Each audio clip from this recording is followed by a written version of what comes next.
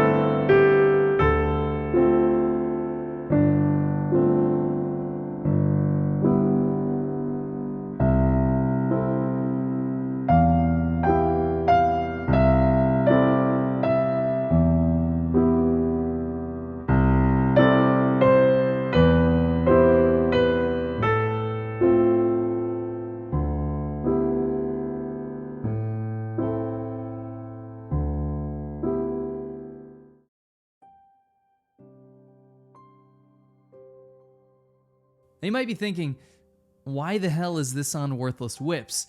The idea of the channel is that we get, or at least look at cheap cars that anyone can afford.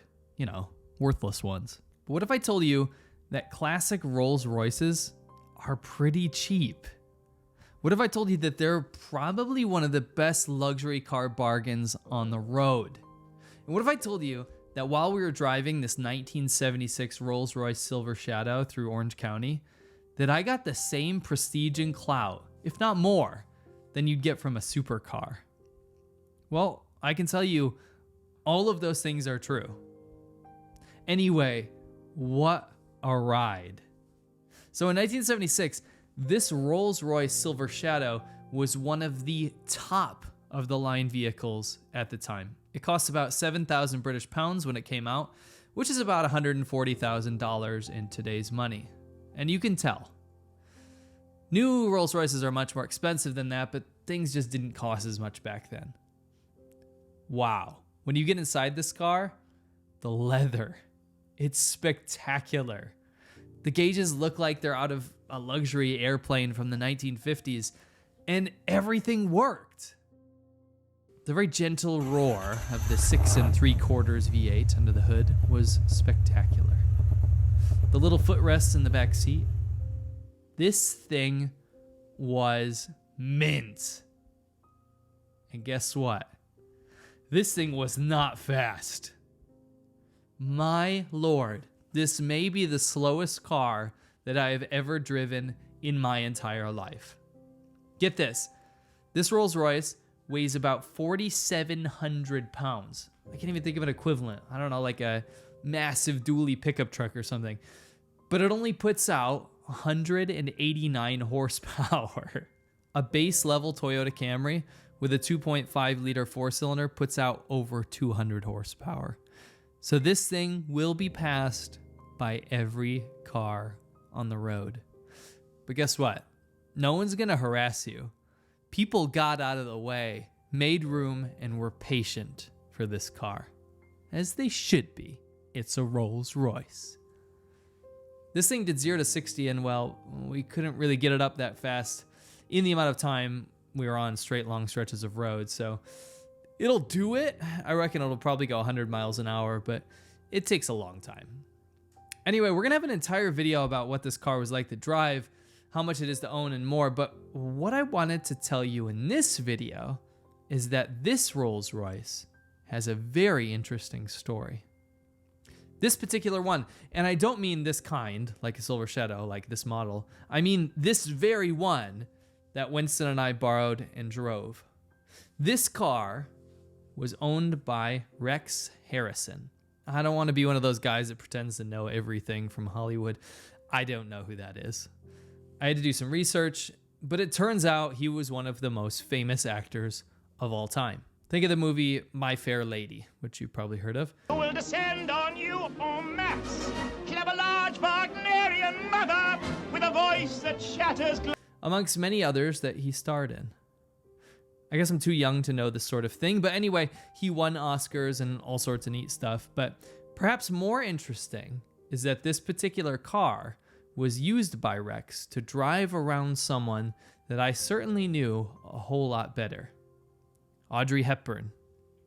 The story goes that Rex would train Audrey Hepburn to get rid of her strong accent for a movie role while cruising around in this Silver Shadow. Finito is perfect. Oh. You'd be nice without long hair. Now it's cool. Hmm? Yes. Cool. It's just what I wanted.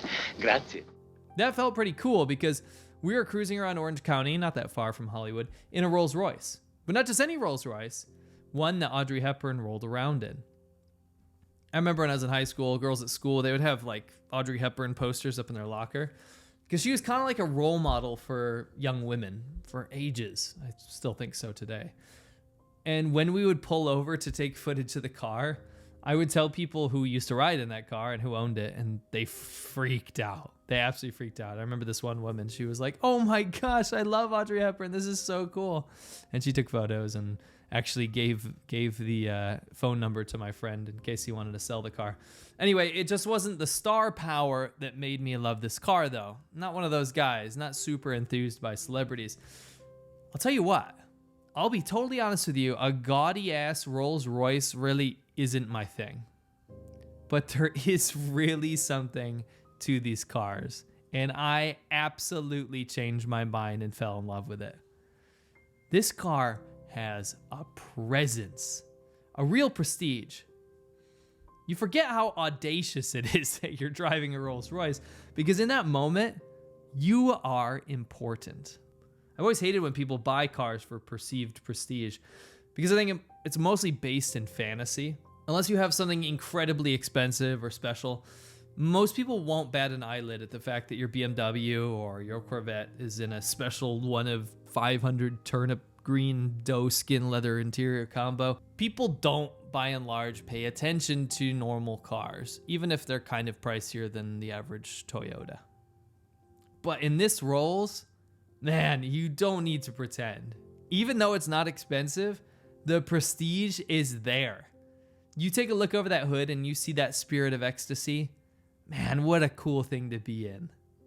In the coming few videos, we're going to show you what it was like to drive, what it would cost to buy and own, and why we might consider one of these for ourselves.